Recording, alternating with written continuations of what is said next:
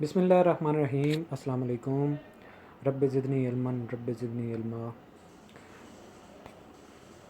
आज हम everyday science का लेक्चर नंबर 19 स्टार्ट करने जा रहे हैं और इसका टॉपिक है सेल। जैसे कि हमने ज़िंदगी के बारे में लास्ट लेक्चर में डिटेल से बात की थी कि ज़मीन पर ज़िंदगी का वजूद कब से स्टार्ट हुआ, कैसे वो एक सादा सेल से लेके मल्टी सेलुलर जानदार कैसे वजूद में आए, डायनासोर की एज कौन सी थी, और फिर एक्सटिंक्शन ऑफ लाइफ जो ज़मीन पर मुख्तलिफ जो अदवार में हुई वो कैसे हुई, उसके बारे में हमने ओवरव्यू लास्ट लेक्चर में किया था, लेक्चर नंबर 18 में। आज हम उससे फर्दर आगे चलेंगे, सेल के बारे में डिटेल से पढ़ेंगे। लेकिन आज का जो हमारा लेक्चर है वो सेल के बारे में ओवरव्यू है। सेल के बारे में हम बेसिक इन्फॉर्मेशन जो है वो देखेंगे डिटेल से। जो है आने वाले सेशंस उनमें डिटेल में पढ़ेंगे कि इसके ऑर्गेनेल्स कौन से हैं और हर एक का फंक्शन क्या है, क्या रोल उसका होता है अल्टीमेटली, और उनकी रिप्रोडक्शन का सिस्टम कैसे होता है। जो लाइफ स्टार्ट होती है वो एक सेल से होती है। जैसे एक जानदार कोई भी हो, भले वो पौधा है, भले वो एक माउस है, या एक कोई और जानवर देख लें या इंसान देख लें, तो उसकी जो लाइफ है, जो उसके ऑर्गन्स हैं, वो किस से बने होते हैं? सेल से बने होते हैं। सेल का भी जिस तरीके से एक जानदार की ज़िंदगी में फंक्शनिंग होती है, एक सेल की भी ज़िंदगी होती है, उसकी फंक्शनिंग होती है।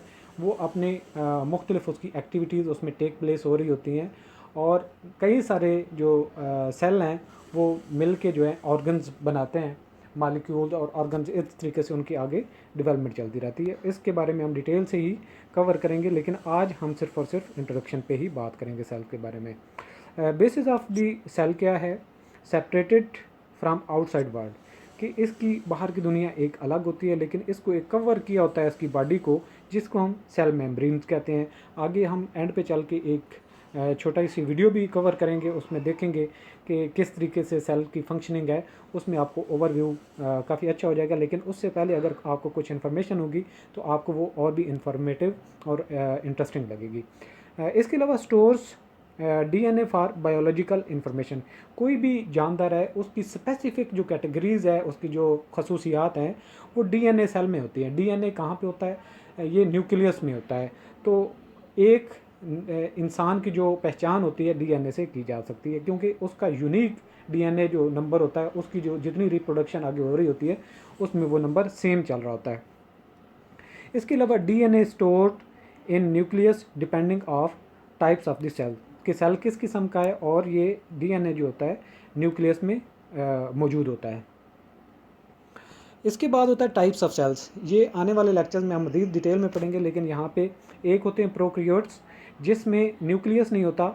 लेकिन ये कौन से? ये अर्ली फेजेस ऑफ लाइफ में थे, वेरी एंशंट थे, वेरी स्मॉल एंड सिंपल ये होते हैं, और इनको प्रोकैरियोट्स कहते हैं। इसके अलावा इनकी क्या है, ये बैक्टीरिया में जो है प्रोकैरियोट्स ही होते हैं, इसमें न्यूक्लियस नहीं होता। ये इनकी पहचान है प्रोकैरियोट्स की। और इसके बाद होता है यूकैरियोट्स, इनमें न्यूक्लियस भी होता है। ये लार्ज होते हैं और कम्प्लेक्स होते हैं। इनका मुख्तलिफ जो बॉडी होती है ये ऑर्गेनाइज्ड होती है और वेल स्ट्रक्चर्ड होता है, और कंटेन्स न्यूक्लियस, इसमें न्यूक्लियस भी होता है। इसको हम अगर थोड़ा सा मज़ीद देखें साइज़ में बड़ा करके तो आप इसको देख सकते हैं। मुख्तलिफ इसकी बॉडीज़ हैं, यहाँ पे देख लें। इसका राइबोसोम है, इसके अलावा एंडोप्लाज्मिक रेडिकुलम है, क्रोमैथ है, इसके अलावा न्यूक्लियर एनवेलप है, न्यूक्लियस है, यहाँ पे न्यूक्लियस ये जो है। और इसके अलावा हम इसके पार्ट्स में देखते हैं, स्मूथ एंडोप्लाज्मिक रेटिकुलम है, इसके अलावा सीलिया है, गोल्जी अपरेटस हैं जो इसकी लाइफ को कंट्रोल कर रहे होते हैं। इसके अलावा स्मूथ प्लाज्मिक रेटिकुलम है, और इसके अलावा माइक्रो ट्यूबलेट्स हैं, ये जो इसमें यहाँ पे शामिल है, ये वाली रेड कलर की। इसके अलावा एक बड़ा एक इसका होता है सेंट्रियोल्स होता है, यहाँ पे जानदारों में ये शामिल होता है। इसके अलावा प्रेक्सियम रहता है, इसके अलावा लाइजोसोम्स होते हैं, और माइटोकॉन्ड्रिया भी इसका एक हिस्सा है। ये माइटोकॉन्ड्रिया होते हैं जो इसके अमल तनफ़ुस पे मुश्तमिल होता है। तो इसके मुख्तलिफ पार्ट्स हैं जिनको हम जो 1 बाई 1 फंक्शनिंग के हिसाब से डिटेल में भी पढ़ेंगे। इसके बाद प्रोकैरियोट्स वर्सेस यूकैरियोट्स। देख सकते हैं आप इनकी बॉडीज़ वगैरह। जैसे हमने पहले देखा, डीएनए दोनों में होता है, साइटोप्लाज्म दोनों में होता है, प्लाज्मा मेम्ब्रेन दोनों में होती है, राइबोसोम्स भी होते हैं, और इसमें न्यूक्लियस होता है और इसमें न्यूक्लियस नहीं होता, प्रोकैरियोट्स में न्यूक्लियस नहीं होता। और इनका जो साइज़ है 0.1 नैनोमीटर से लेके 10 नैनोमीटर तक होता है, जबकि जो यूकैरियोट्स होते हैं उनका साइज़ जो है 10 नैनोमीटर से लेके 100 नैनोमीटर तक ये साइज़ में बड़े होते हैं, तो फैला होता है ये। What is the nucleus? Nucleus होता है ये जिस तरीके से इंसान का एक दिमाग होता है, इस तरीके से जो मेन कंट्रोल कर रहा होता है एक सेल की बॉडी को, ये न्यूक्लियस होता है। कंट्रोल सेंटर ये कंट्रोल कर रहा होता है, कंटेन्स डीएनए, इसमें डीएनए शामिल होता है, कोडेड सेट ऑफ इंस्ट्रक्शन, कि किस तरह की इंस्ट्रक्शन, यानी कि डीएनए पे मैटर कर रहा होता है कि कौन सा बंदा कितना किस लिहाज से फंक्शनिंग कर रहा होता है, उसकी कोडिंग उसकी जो है डीएनए की स्ट्रक्चर जो है उसको करती है। इसी तरीके से जो एक नस्ल में दूसरी जो उसकी रिप्रोडक्शन होती है उसमें वो खसूसियात इसी वजह से चल रही होती हैं, क्योंकि डीएनए सेम चल रहा होता है और सेम उनमें जो है एक अगर कोई काबिल इंसान होता है तो उसके जो आने वाला होता है वो अगर यूज़ नहीं करता अपने माइंड को या उस तरीके से, तो लेकिन उसमें वो खसूसियात ज़रूर होती हैं। Instruction for making molecules like proteins, तो मुख्तलिफ जो फंक्शनिंग होते हैं सेल के पूरी बॉडी को जो कंट्रोल कर रहा होता है उसकी फंक्शनिंग को न्यूक्लियस ही कर रहा होता है। इसके अलावा हम सेल के स्ट्रक्चर एंड फंक्शनिंग पे मज़ीद डिटेल में भी बात करेंगे, लेकिन यूकैरियोट्स सेल की बात करें तो ये एनिमल में शामिल होता है, डिवाइडेड इनटू 2 पार्ट्स, एक होता है इसका न्यूक्लियस और दूसरा होता है साइटोप्लाज्म।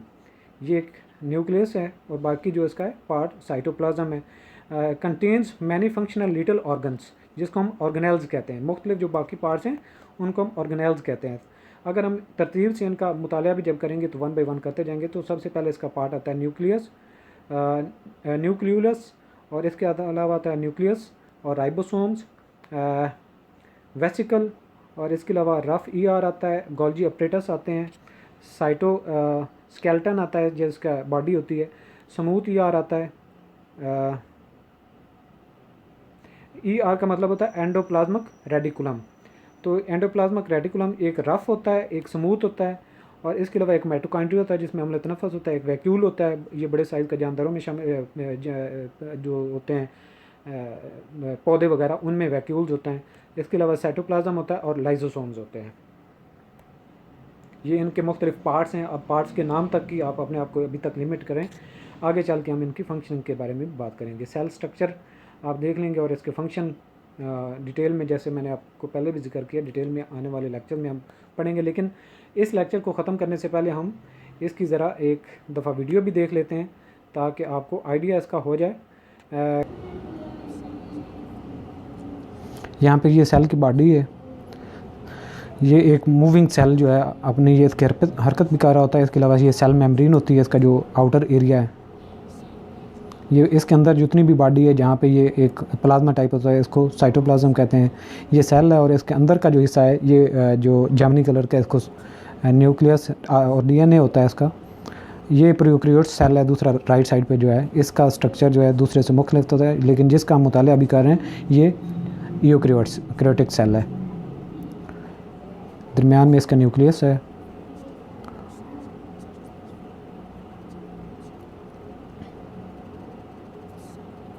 ये प्रोकैरियोटिक सेल है राइट साइड पे और लेफ़्ट साइड पे यूकैरियोटिक है।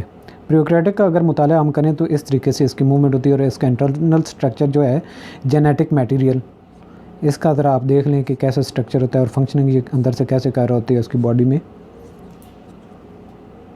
ये बैक्टीरिया नुमा जितने भी जानदार हैं उनमें प्रोकैरियोटिक होता है।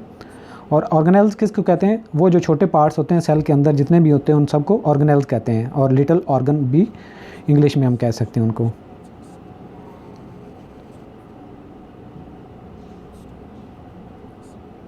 तो इसकी बॉडी का आप बगौर मुताला कर सकते हैं, देख लें कैसे इसके अंदर मूवमेंट हो रही होती है ऐसा ऐसा, और ये बहुत ही छोटा होता है।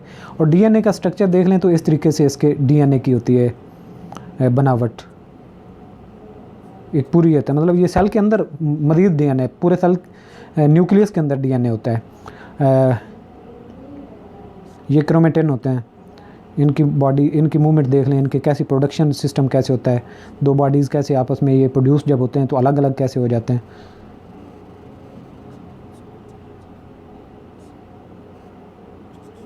ये न्यूक्लियस है, न्यूक्लियस की बॉडी देख लें, राइबोसोम्स की फंक्शनिंग देख लें।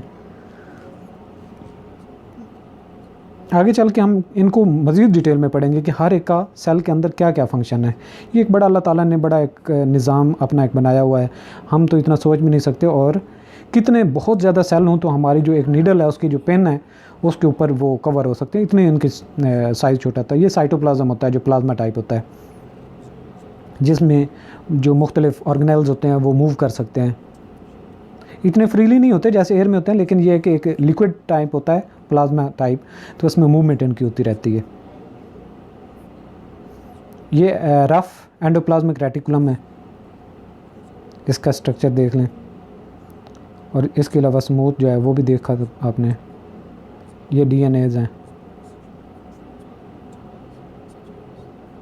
ये प्रोटीन की जो है ये जो मूवमेंट है ये प्रोटीन के हैं, जहाँ से ये खुराक दूसरे इसके ऑर्गेनेल्स जो होते हैं वो खुराक ले रहे होते हैं।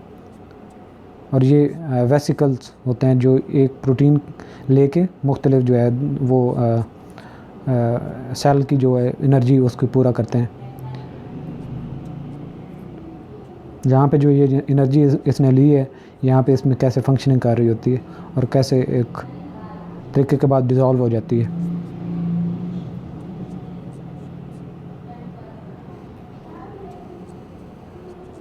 ये लिपिड्स हैं येलो कलर के, ये कार्बोहाइड्रेट्स हैं जो एनर्जी जहाँ से हासिल की जाती है। ये दोनों साइड पे, लेफ़्ट साइड पे देख लें प्लांट का सेल है और राइट साइड पे एनिमल सेल है। और सेंट्रल वैक्यूल जो होता है ये सिर्फ़ और सिर्फ प्लांट सेल में मौजूद होता है, ये जानवरों के सेल में मौजूद नहीं होता। ये एक मेन डिफरेंस है। ये लाइजोसोम्स होते हैं।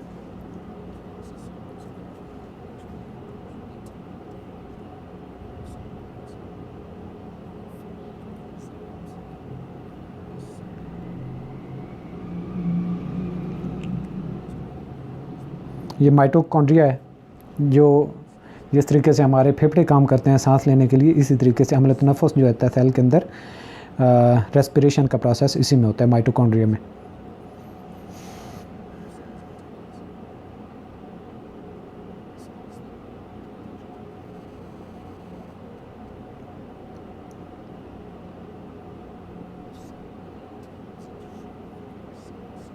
ये साइटोस्केलेटन है जो इनका स्ट्रक्चर डिज़ाइन करता है एक सेल का।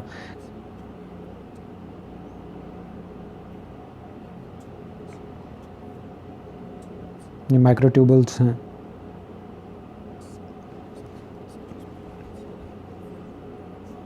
अगर प्लांट के सेल की हम बात करें, उसको मज़ीद हम जूम करते जाएं और इतना कर लें कि इसका मज़ीद मुताला करें, तो ये इस तरीके से होता है प्लांट का सेल। इसमें बड़ा जो साइज़ का वो वैक्यूल है, बाकी न्यूक्लियस है, और इसमें क्लोरोप्लास्ट होता है। वैक्यूल के अंदर क्लोरोप्लास्ट होता है जो फोटोसिंथेसिस के अमल में काम करता है। क्लोरोफिल है ये। क्लोरोफिल जब रोशनी हासिल करता है पानी की मौजूदगी में कार्बन डाइऑक्साइड हासिल करके, इसमें केमिकल रिएक्शन होता है, सेल वॉल होती है, इसकी सेल मेम्ब्रेन होती है।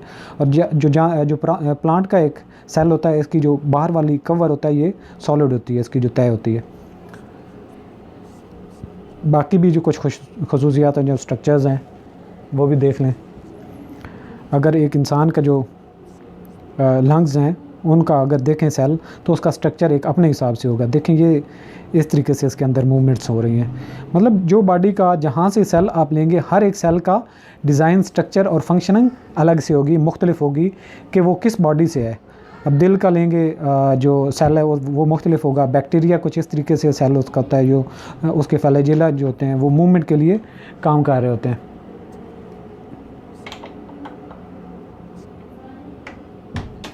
और ये स्पर्म के जो सेल्स होते हैं इनका डिज़ाइन देख लें, इनका जो फंक्शनिंग और इनकी मूवमेंट्स आप देख सकते हैं। यूकैरियोटिक सेल्स जो होते हैं, plant and animal sales with the nucleus and membrane enclosed organelles. Eukaryotes के अंदर जो होते हैं, ये इसमें प्लांट और एनिमल दोनों शामिल होते हैं, और इनकी बॉडी के अंदर ऑर्गेनेल्स होते हैं। जो प्रोकैरियोटिक होते हैं ये यूनिसेलुलर ऑर्गेनिज्म होते हैं और इनके अंदर न्यूक्लियस नहीं होता। मेम्ब्रेन के अंदर जो होती है ये ऑर्गेनेल्स कवर्ड होते हैं। ये जितने भी सेल इनके होते हैं, have a cell membrane, cytoplasm and genetic material. हर एक सेल के अंदर सेल मेम्ब्रेन, साइटोप्लाज्म और जेनेटिक मटेरियल होता है। Both plant and animal cells have mitochondria. दोनों सेल, भले वो प्लांट का है या जानदारों इंसान का है, उनके अंदर माइटोकॉन्ड्रिया होता है, यानी कि उनमें अम्ल तनफ़ुस शामिल होता है जो काम हो रहा होता है, सांसें वगैरह जो ले रहे होते हैं या जो गैसेस का तबादला होता है। इसके अलावा न्यूक्लियस जो होता है, तो यहाँ पे हमारा जो लेक्चर ख़त्म होता है। उम्मीद करता हूँ कि आपको इसकी काफ़ी हद तक अंडरस्टैंडिंग हुई होगी और मुझे इजाज़त दीजिए। अल्लाह हाफ़िज़।